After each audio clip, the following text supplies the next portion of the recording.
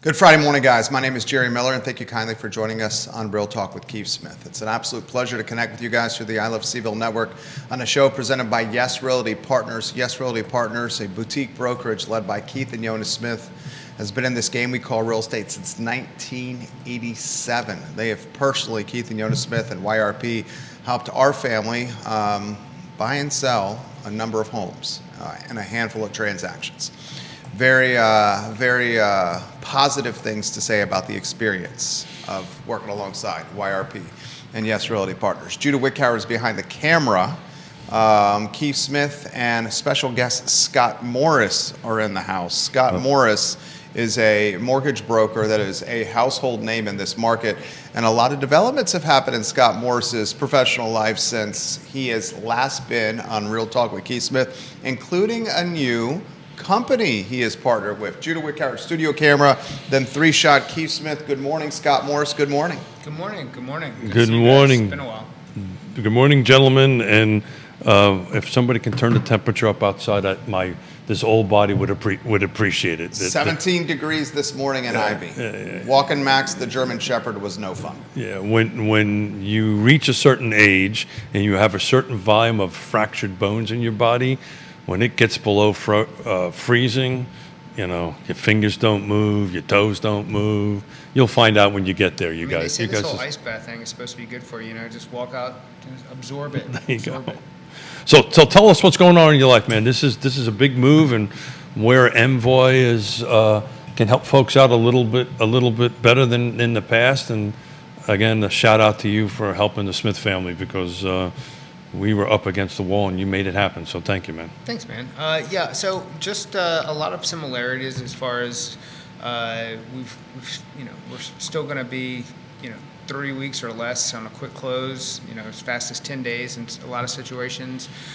We underwrite our non-QM product, or the majority of it. That means, like, if we're talking bank statement loans, DSCR loans, I-10 loans, we're going to underwrite those in-house. So I've got more control of that process, which makes for some faster turn times and for an ease in underwriting, just a better situation for partners across the board. Along with that, like I was mentioning earlier, I've got a friend, we're looking at a fix and flip product for 3 properties that we'll control and can turn those around pretty quickly. That's where he's going to go in, borrow the money, fix the house, and then immediately sell the house within the first 180 days. Outside of that, it's a lot of this is standard, but they've got a great process along with our team's great processes. Really give us a lot of advantage for somebody who's looking to move quickly, whether that be contract time or literally move quickly, like, hey, we're here, we're ready, let's go, and then getting them from pre-approval through contract to clear to close in a fast amount of time that everybody can rely on. So I can testify, you're working with a couple of our clients, very complicated transactions, and you're engaged, you and your team, and Tova in particular, are engaged with them. So Tova's amazing. Tova's amazing. That's who really makes it all happen. So. Well, we know that. I'm just trying to be kind. You're sitting here with me, but Tova kind of does everything. You just sit around and flash that beautiful smile and meet people. No, Scott Morris moves mountains. But he's a problem solver. So where is the interest rates today? Right around 6%, give or take. So if we have is the interest rate different in the jumbo environment than a non-jumbo environment? Yes, but so you're in the 5s for a lot of jumbo paper. Certain situations are going to dictate that as well. But there's a lot of best case scenarios that are in the 5s with no discount points right now, depending upon, the exact circumstances. Like, there's a lot of VA that it's all advertised at 5.375, but that's paying around 3% in discount points depending on how it's advertised. But it's still there. We're at or below 6%, give or take, any given day lately. For those that are watching that may not be in our world, discount points are you buy 1% of the purchase price or the loan amount in this of case. the loan amount, yeah. And if you pay these discount points, therefore you discount your rate. Essentially, yes. And what matters? Credit score, right? You've got to be. Credit, debt to income, more so DTI can matter. Loan to value, meaning if you're borrowing all the money, you may not get the same terms as somebody who's, say, putting 70% or 30% down and has a 70% LTV. All right, so I got to magically, we're bouncing with a 5 handle. What happens to the market? So that's interesting. It's really, like everything, let's go location. So regionally it matters. In an area like where we are, we're going to continue to face some adversity from an inventory standpoint. Yeah. And I say that as we have an equal amount for the first time of people above 6% as below 3%. Wow. So we're at 22.2% of people with a 6% or higher mortgage, and 22.1% of people have a mortgage of 3% or less. So we've kind of hit this middle ground, which is great, and you could suggest that we'd be moving into a buyer's market. We're also in an area now, finally, where it's going to be a great year for fixed income. The bond market is primed with what we see in the administration and what we see pending in the job market for continued gains this year. Means lower yields, higher bond values as we head through the year. So do we see rates in the mid to upper 5s by September or October heading into, say, a midterm election cycle? I think that's probably the case. A lot of that's going to happen post Jerome Powell. And I don't think that's really that.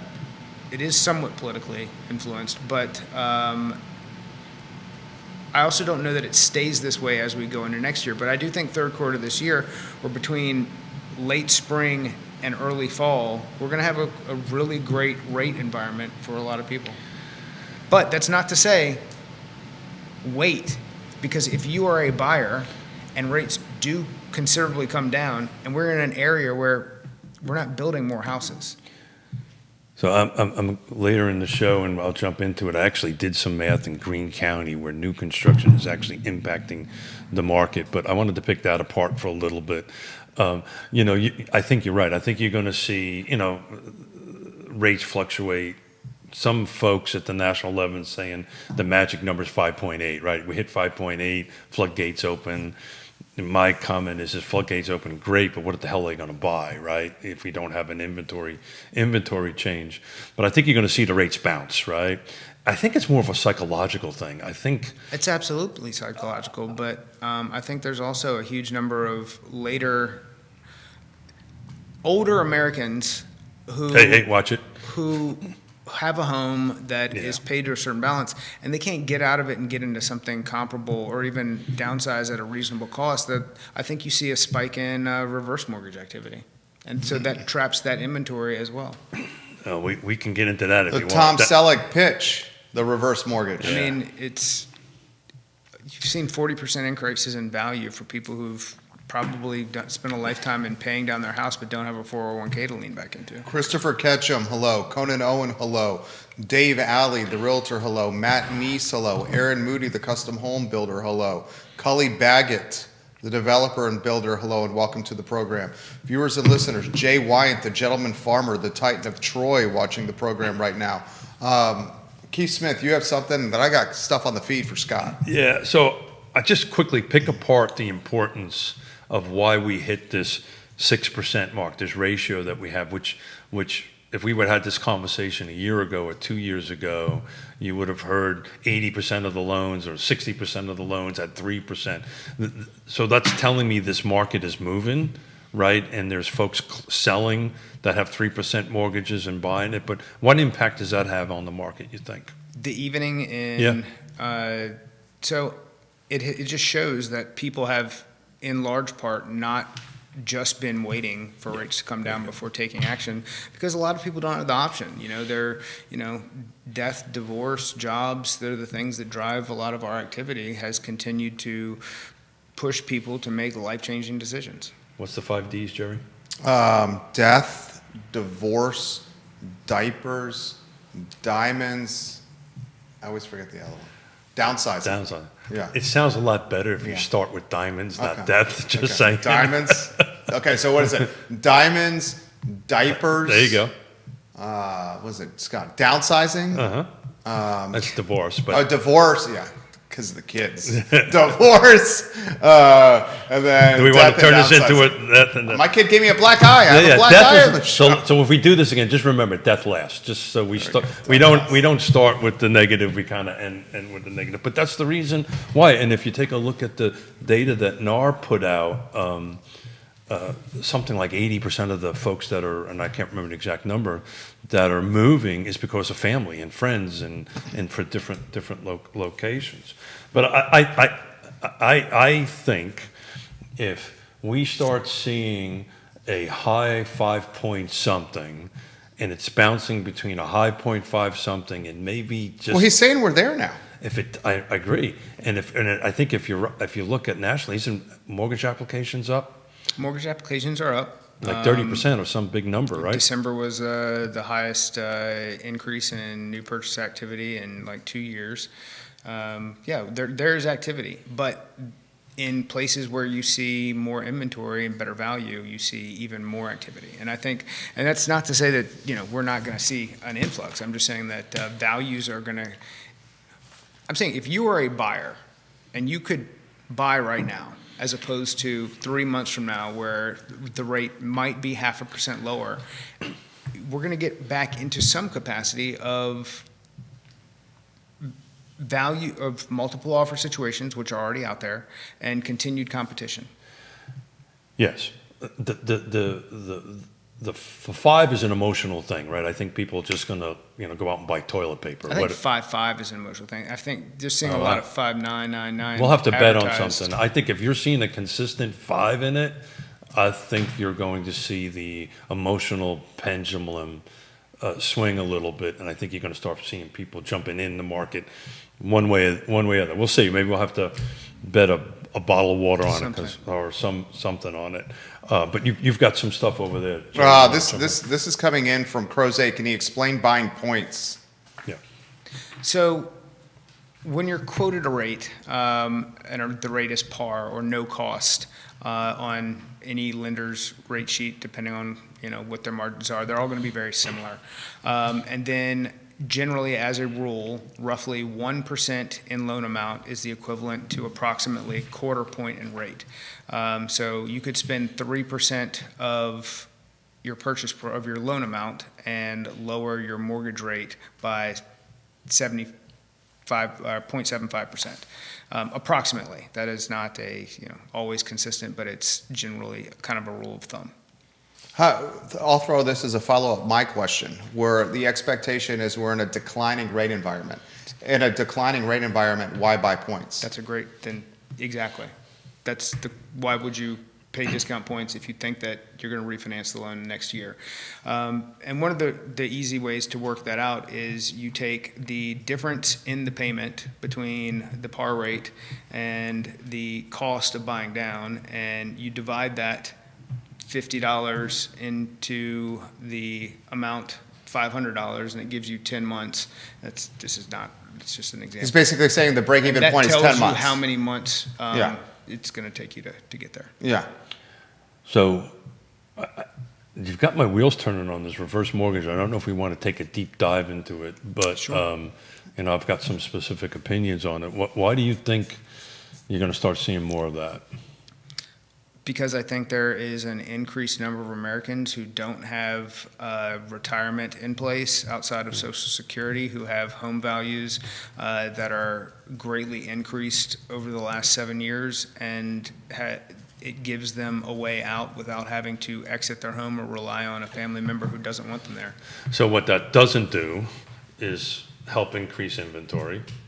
Correct. And it doesn't help on the sales side, but what it does is you're projecting to see a lot of that to help people stay in their house. I see an increase. I think there's an increased amount of it. Do you think it's a good thing or a bad thing?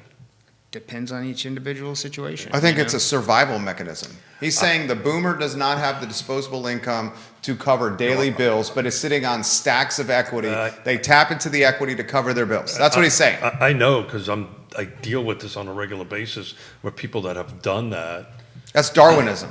And now they're on the back end, X number 10 years into it or 5 years into it, and have to go, unfortunately, to a facility. They have to, that their life has now changed and they have to move. They haven't maintained the house. They haven't taken care of the house. And you might want to explain the hazards of that and what actually happens to the value of the home, because all of a sudden now we have a $600,000 home 10 years from now that has a loan on it now for 1.2. Right? You have to kind of explain the downside. Again, well, of it? The downside From my depends perspective. on the individual's situation, Of course. their health, what their financial status was when they got involved in it. I'm not saying it's for everybody. I just said you're going to see more of it.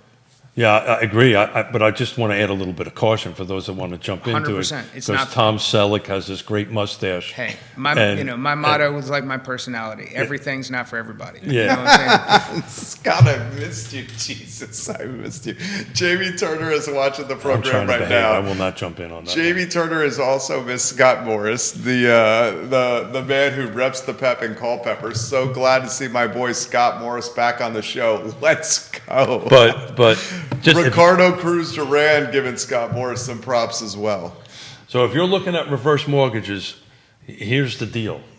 Reach out to Scott and make sure you understand what it is to your individual such circumstances. Make sure you also reach out to your CPA and your attorney, That's because what part of the okay. That's what part of what you're saying. So I've got somebody who last fall we were like, we can do this for you. We do not want to do this for you. But a lot of the people who are in They don't this have a choice. situation, they don't have a CPA and they don't have a financial planner. yeah, 100%. That's what they're in- That's why they're in the position. 110%. Okay, how about this question for Scott then? Instead of the reverse mortgage, why not a refinance or a HELOC instead? Because they don't income qualify to repay that money. There you It's go. about getting them a payment plan in addition to what other benefits they are already collecting based on the equitable amount of value in the home, what they expect in the longevity and quality of their life, and how their family supports them in the process as that goes forward. And I'm dealing with one right now that there was a passing. The children who's got the estate of it is trying to sell a home that is a couple of $300,000 more on the debt than the home is worth. So we're now back in a kind of a weird short sale scenario, because we're now negotiating with the reverse mortgage company, because they're not going to get their money. So it just becomes this, you just carefully reach out to a trusted advisor and talk it through. In certain cases, it's a freaking awesome. Certain cases, not so much. Sarah Williams watching the program. Sarah Williams says, Scott Morris, thank you for all your help. She's watching the show. Viewers and listeners, realtors, anybody in the game, if you have questions, put them in the feed. We will relay them live on air. This question's come in the feed locally from Charlottesville. So you guys are saying that we're not going to expect more inventory in the market come spring? I'm saying you'll see more inventory. But we'll also see, all right, I love Charlottesville. Let me not say anything that anybody can get upset about. But the traffic difference in 5 years, if you were to ask me what my feelings are about that, they're not good feelings. So define what you mean by traffic. No, vehicle traffic. Drive your I'm the same way, dude. butt It's up 29 infuriating. at It's- lunchtime trying to get some. It's crazy. Yeah. It's crazy. That's why I don't go north of Barracks Road anymore, literally. What I'm saying is there are more people, more human beings, and with more human beings, even if we get more inventory, and we get lower rates, you're going to see more competition. That's all I'm saying. Well, And we haven't even seen AstraZeneca's impact. yeah. $4.5 billion, 600 employees coming in the next 24 to 30 months. at an average individual wage of $125,000. So traffic is getting a bit challenging when people that have a funny accent like me that move here start complaining about it. They're either been here too long and forgot about the traffic back in New York, or it's starting to get a little bit better. That 29 bypass idea from 60 years ago sure sounds good now. Yeah, You think, huh? 100%. That was weird how that all of a sudden ended in like minutes. The difference is, however, Keith, like we didn't, we understand traffic is big in Manhattan. My wife spent 10 years in Upper East Side as a Long Islander. Well, you and didn't traffic get is in a the nightmare. car, you just hopped in the subway. Well, you didn't move. You don't move here for that. Yeah. If you want to deal with that, you just go to Northern Virginia. But the reality of it is, people are coming. People Yeah. will continue to come. The 5.8 will increase inventory, but it's not going to increase inventory enough to make a difference. If there's lateral moves, right? So if somebody is living on one end of Charlottesville wants to move to the other end of the Charlottesville, and they've been waiting for this rate to happen, well, that's not helping inventory because it's a balance, 1 for 1. Now, if the person that wants to move out is moving out and going down to wherever outside of the state, then that kind of gains inventory. The only real way inventory is going to make a difference, and we have the whole traffic infrastructure conversation, is just to increase supply, right? It's that simple. It's a supply and demand thing. The 5.8 will increase prices. The 5.8 or 5 point whatever will increase demand. We will never go back to the unicorn. I don't think we won't go back to the unicorn years with multiple offers and crazy stuff. You buy that, Keith? You buy that, Scott? I mean, the right property already creates that environment right now. Now, but it's not as insane as it. it's not as insane because you've got, I think, a lot of traumatized buyers out there over the last couple of years who were just willing to say no. We went through like this weird psychological period when rates were so low that people they didn't, problems. I'm not worried about problems. If it had 4 walls, a roof, and Right. it was barely standing, Yeah. it was good to go. But you're now seeing normal tempo flow in the marketplace, in my opinion. You don't see that many transactions without home inspections, at least in our world. So you're seeing this normal tempo. You're not seeing this insanity where people just did silly things. By the way, the people that are doing it now, that are trying to sell it, are kind of regretting they moved that way. I've got one right now we're trying to sell that they closed on it, never did a home inspection, and now we've got issues in the house that they've never addressed, that we're going to have to address, even in a multiple offer situation. You've seen a lot of home inspections back? We went through a phase where we did, or people releasing over them. We're seeing less. I'm seeing less release over the home inspection. Oh, okay. They're still having the home inspections. Yeah. They're having. And that's the point I'm trying to make. There was a while people were just jumping out for any reason. We're seeing more offers come through with concessions. We're seeing we're seeing a subtle shift to a more buyer-friendly market, and higher rates for a longer term have been part of what's been able to create that. And I think in order for the market to really normalize, that this is, it's healthy medicine. So for the non-real estate folks that are watching, describe what a concession is. That means John found something on Joe's house that he's buying that he didn't like, and they were able to negotiate a cost back to the buyer from the seller from something found in the home inspection. Or Joe's house had been on the market for so long that he was willing to accept John's offer and help assist in paying his closing costs in order to get the home off of the market. I.e., we have a $400,000 house and John is selling. Joe needs $15,000. So closing costs. So rather than taking a reduction and that's advertised, he goes ahead and say, hey, I'll sell at the 400, I'll net 385 and give you $15,000. Yeah, we're starting to see a little bit of that, a little bit of word of caution. What's the maximum percentage typically? It depends on so if it's a conventional loan, it's 3%. Unless they're putting more money down, then that can go up. On a VA loan, it's 4% in air quotes because we can be pretty creative with that, and FHA is 6%. So that means if we're doing a conventional, the maximum amount that you can work with is 3%. 3%, that's correct. Unless they're putting 20% down, then you can go higher. Brittany Gray watching the program. She says, I don't want to go back to a market with no inspections. That was a terrifying time. She's a realtor.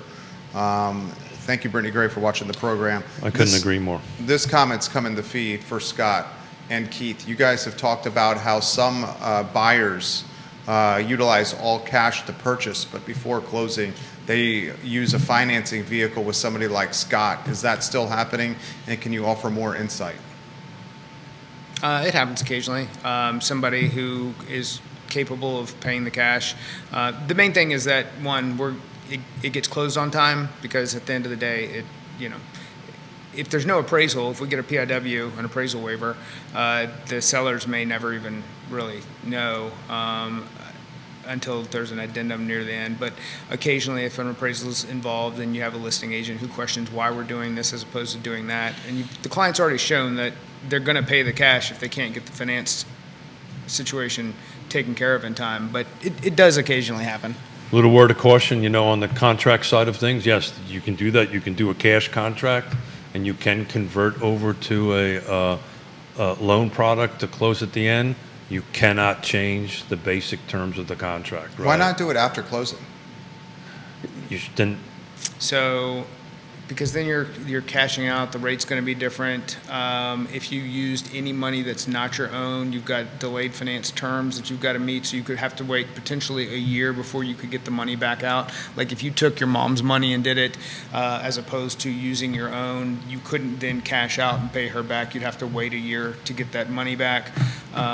You could immediately cash out if it is your own money, but you're still getting less.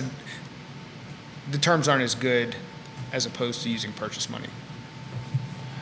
and just a little caution, right? You can't like I was trying to get. You can't change the terms, right? So if all of a sudden, you can't qualify for a loan, you're still committed to do this, because in a cash transaction, in the very beginning of it, you've got to do proof of funds. You've got to say, I've got this amount of money. So some people do it. It becomes a great tool to secure the right piece of property. Usually these are well-heeled folks that are able to go ahead and pivot out and make it happen pretty quickly. What about an African prince sent me an email, and they said that they would pay they would pay for it all if I wired him $10,000. Yeah, the African prince sent me the same email that he would send me $135,000 if I wired him, by the end of the day, $5,000. So you guys opened up those emails? I delete. Fortunately, what I usually like to do is correspond with them and keep them online as much as possible. But then I'm like, am I just wasting their time, or is it an AI bot on the other side of this I tell you what, you have no idea how good the AI is right now. It's insane. So I had a call. I've got a VA loan on a property, and I get a call, and I picked up it was AI immediately, but I didn't realize how good it was until I started asking it questions specifically about the loan, and then hey, what time is it? Actually, I'm in California. Oh, actually, I'm in Houston, Texas. Well, what if I didn't want to do the loan like this? I want to do the loan like that. And I got responsive answers every time that then it was trying to move me to a licensed human to qualify and talk to. But if it is as good as it is now, I mean, it's going to be burning somebody's grandma up in another 6 months. It's good. I think he's alluding to this, what it's going to do to the job market. Yeah. That's the terrifying proposition. Specific jobs. I use the heck out of AI, but I just use it as a tool to help me do things faster than what I normally. Well, now all your emails are grammatically correct and have punctuation, and there's Isn't no that amazing? spelling errors. I'm like, oh my God, Keith. It's amazing. This is absolutely amazing. What happened here? Huh? I actually missed the previous email style you utilized, to be frank, because it was endearing, my friend. Okay, well, so I'm trying to sound a little smarter. That's all. So it's I'm trying to get better, trying to get smarter. It's helping me get a little bit smarter. Some people will debate about that. How about this question for Scott and the panel? What are the pockets that the panel is still seeing that are red hot, and which are the pockets that have cooled? How many geographical territories and price points, Scott? So I think it's geographically has less to do with a town and more to do with is it a flawless property? If it is a flawless property that is priced correctly, it's gone. If it is not a flawless property that is not priced correctly, or if it is a flawless property that's not priced correctly, you're going to see more days on market. So I've been saying this, so I think I mumble it in my sleep. Right location, right price, right features, right condition, right timing. And I added a sixth one a year or so ago. Right folks on the other side, right team, right. But if it doesn't hit those two middle ones, features and conditions, people are not. You're seeing some of it, but not that much. They're just turning around and walking out. I sold something recently, and you smiled. That means I'm doing something right. A friend of mine said, he's like, "But you gave it away." I said, "I got more than I asked for, and it's gone." What do you mean? I accomplished the goal. The goal wasn't to let it sit for 180 days. Well, if it sits for 100 days, what does it do? It costs you money. Yeah, and you're going to end up reducing down. It's just and then stress for everybody. Do it right. And you did well. Yeah. There you go. You couldn't ask for more than that. So a little programming heads up. Both my sets of hearing aids are gone. So I'm reading lips. So you're doing a great job, Keith. I wouldn't even guess. No, seriously, Genius, which would be me, on the flight down left my very expensive high-end VA hearing aids in the back seat of the thing. So if you ever fly international, they tell you the moment you walk off, you can't go back on, and then my backup hearing aids died. So I'm reading lips. So if I step on somebody, behave. I saw it. When are the new hearing aids coming in? You're gonna have to put up with this for about another month or two. Okay. So let's. Can I answer that question Yeah. a little bit? Because I want to do a little Greene County analysis, and just a quick little Greene County analysis on the impact of new construction on the market. So 2024, there was a total of 205 sales. 2025, there was a total of 315. So that's a 53% increase. All of that, matter of fact, there was actually a decrease in existing homes, 24 to 25, of roughly 8%. And while there was an increase in new construction of almost 500%. But what has happened is the price is somewhat stabilized. So what has happened is new construction has caused Greene County's tempo to pick up, caused its market to pick up. It's not really helping the existing sales, frankly, right? And look at Greene County as a new subdivision, right? When you're moving into a new subdivision and you're the first house built, right, and you want to sell 2 years out and the development hasn't built out yet, you're competing against new construction, right? But that's a huge jump, and you're going to see probably, at least in the next 2 years, I would project about another 1,500 easy new sales coming out of Greene County. So Greene County is the one you want to watch.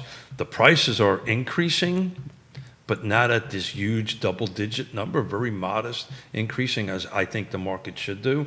But the volume and the tempo is extremely, extremely high. Catherine DeSugio watching the program. She's a realtor. We appreciate her.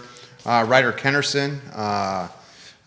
Miss Plecker watching the program right now.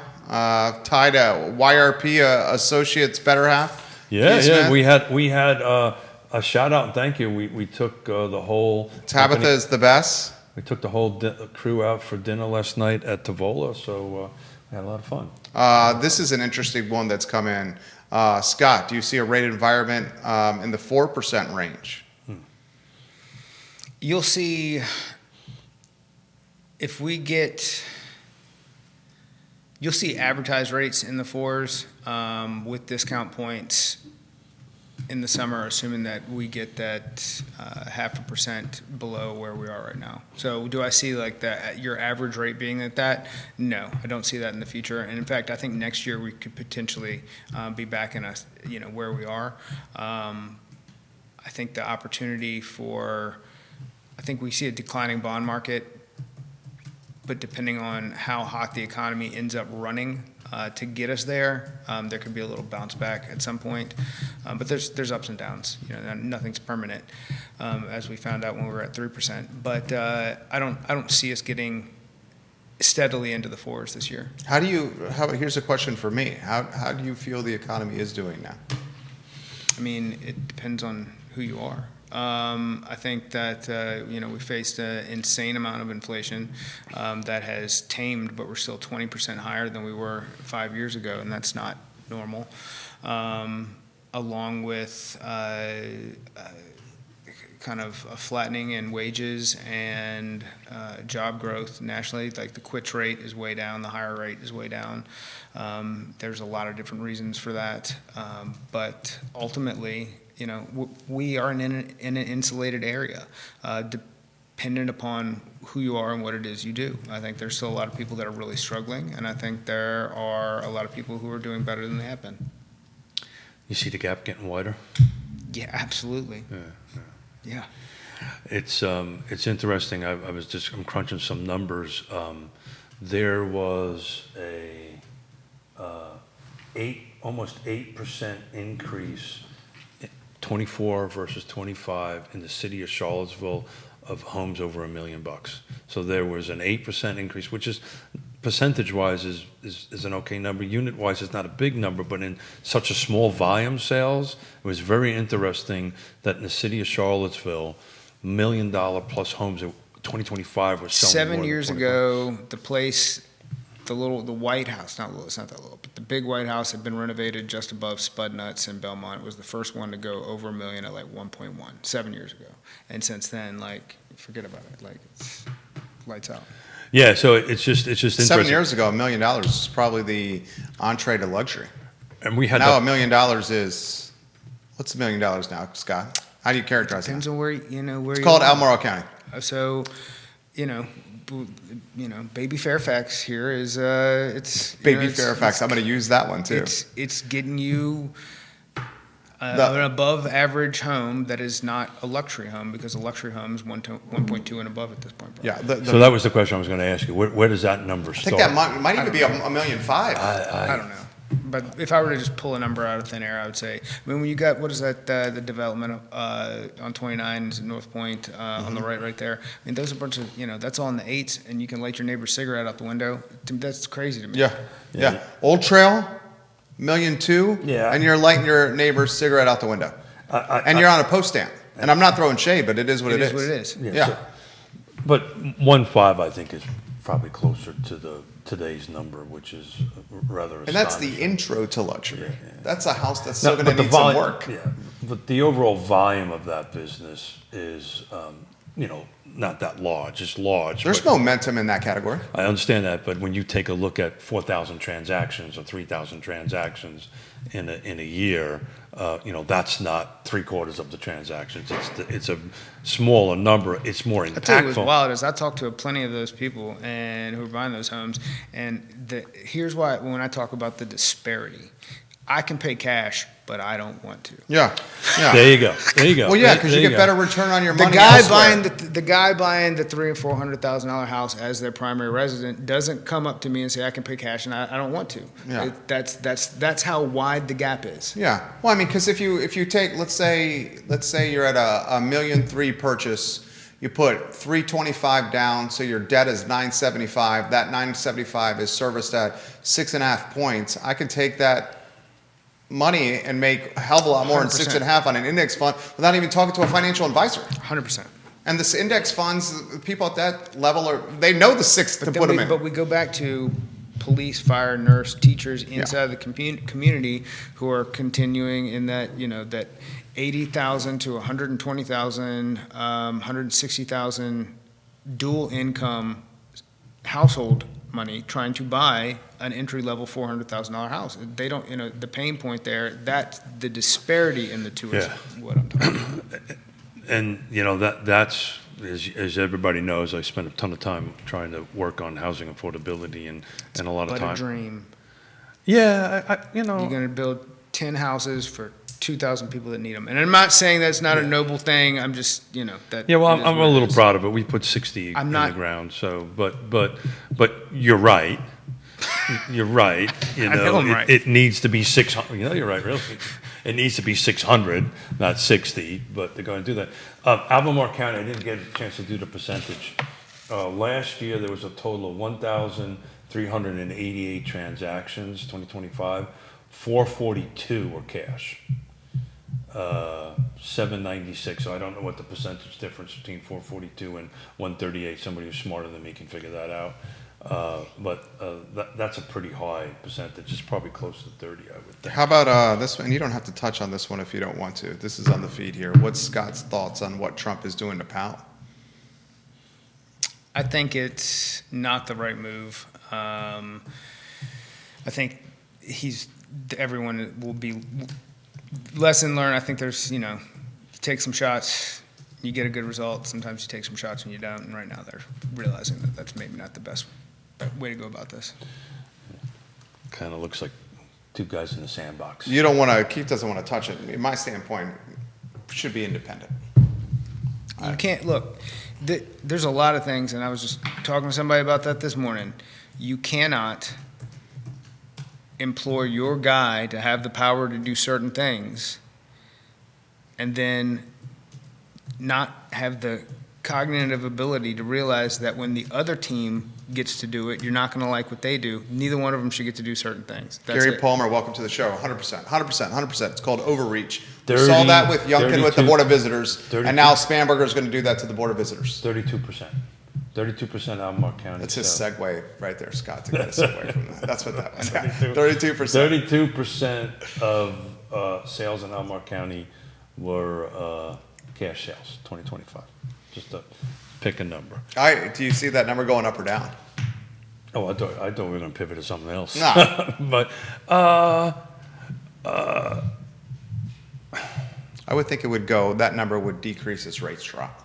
I think so. I think what, to Scott's point, people that are writing these checks, right, these cash checks, have the ability to determine, look, if I'm doing a 5.8% and I'm making 10% or 12% here, why do I do that? I'll just go ahead and make the 12%, and if I ever want to buy it off, I pull it off and go do that. They're just using money as a tool.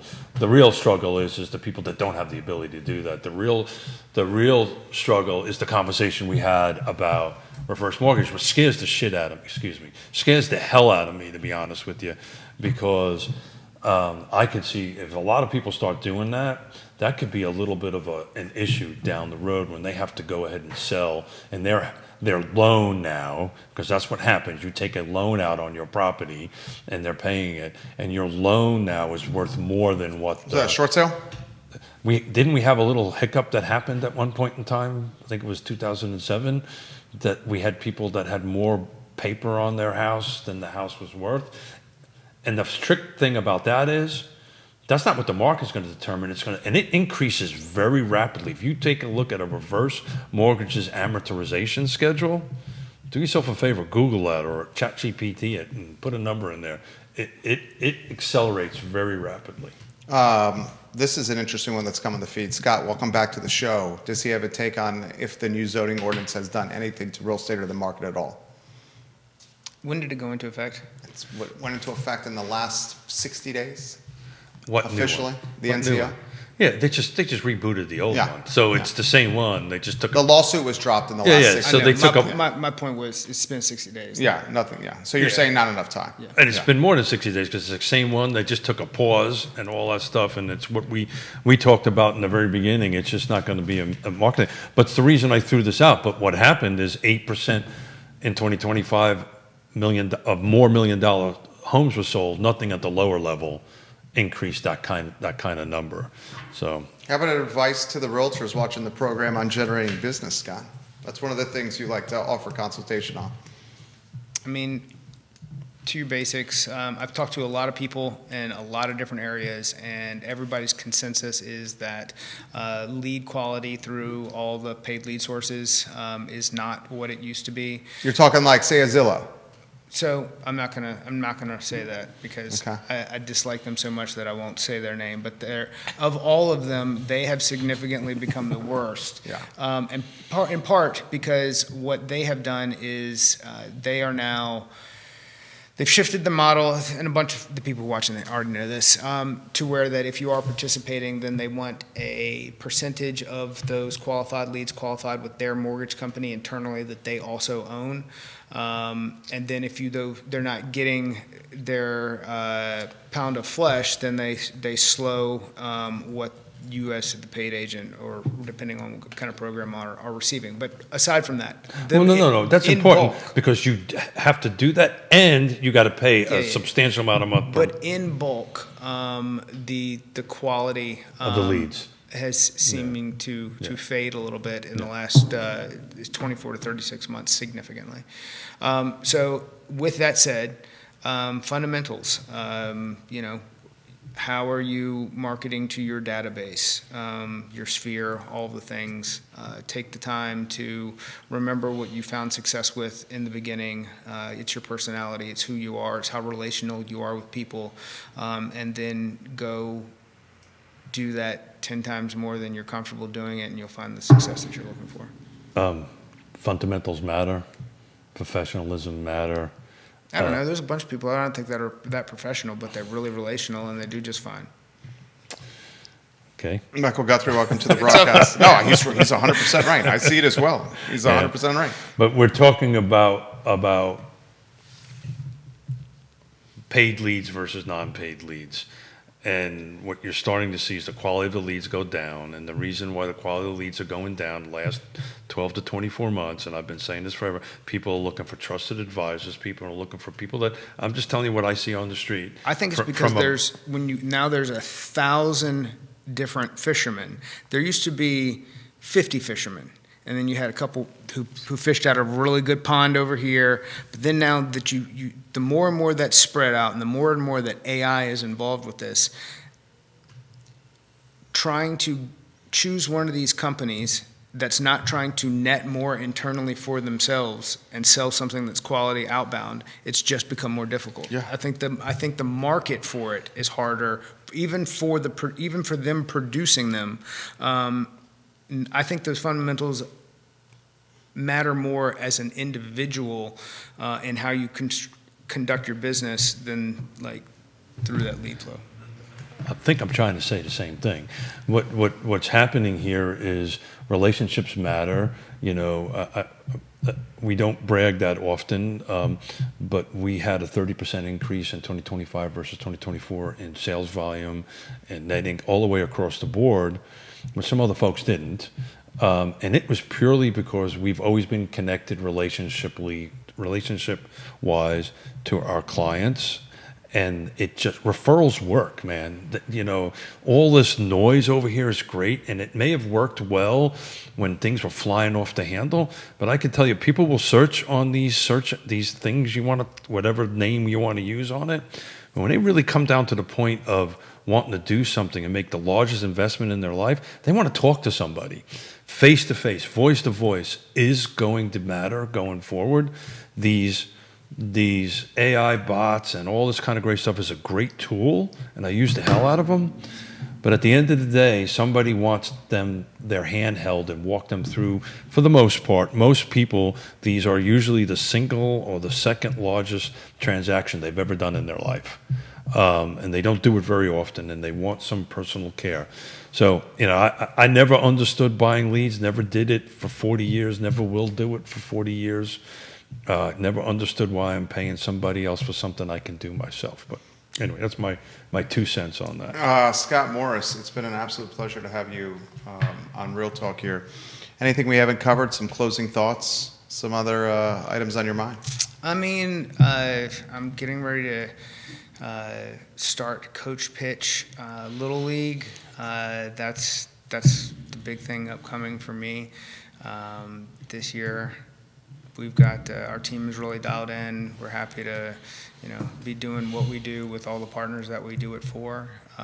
That's clients and realtors and everybody involved, and just looking forward to a really great 2026. So 1 minute, little sound bite. How do you predict the real estate market in 2026 in the car footprint, in the Charlottesville area footprint? How do you see it shaking out? Stronger than last year. Yeah, there you go. Not usually stronger or moderately stronger? I don't think there is moderately stronger. I don't think there's enough. Yeah. There's not enough inventory to support some great spike, and the mechanics for great spike don't exist. You'll see it in green. You'll start seeing these. But it's better. I expect better. Yeah. So you expect better across the market. Specifically in this market. Yeah. Well, what we will see. I agree with you. I think you're going to see a more tapered, moderated market moving forward. It's going to move up overall. Things are never as good as you expect them to be. They're never as bad as you expect them to be. 100%. I've been talking about this on the show for a while. From a tempo perspective, right? This feels more like 2019, right? The curve, right, of sales happening at this time of the year, that kind of thing. You're going to see that where some of the unicorn years, it just was this rocket ship and everybody was kind of hanging on. So there is a tempo, there is a flow to the market, and I think you're going to start seeing that materialize itself in 26, 27. I think you're going to see a nice, balanced, calm market. As somebody who's been in the market for a while, I like that. I prefer that over this insanity up and down. So I like insanity. Yeah, well, that's because of He thrives on chaos. Yeah. So thanks, buddy. As well. Thanks for showing up. Keith Smith, Yes Realty Partners, Scott Morris, the Scott Morris team. If there's a lender that you need to reach out to, it's clearly Scott Morris here. If there's a realtor that you need to reach out to, I've done it personally with our family. It's Keith Smith. Judah Wickower is behind the camera. He is looking distinguished and dapper. Thank you, Judah Wickower, for keeping us online. It's Real Talk with Keith Smith, and it's archived at realtalkwithkeithsmith.com.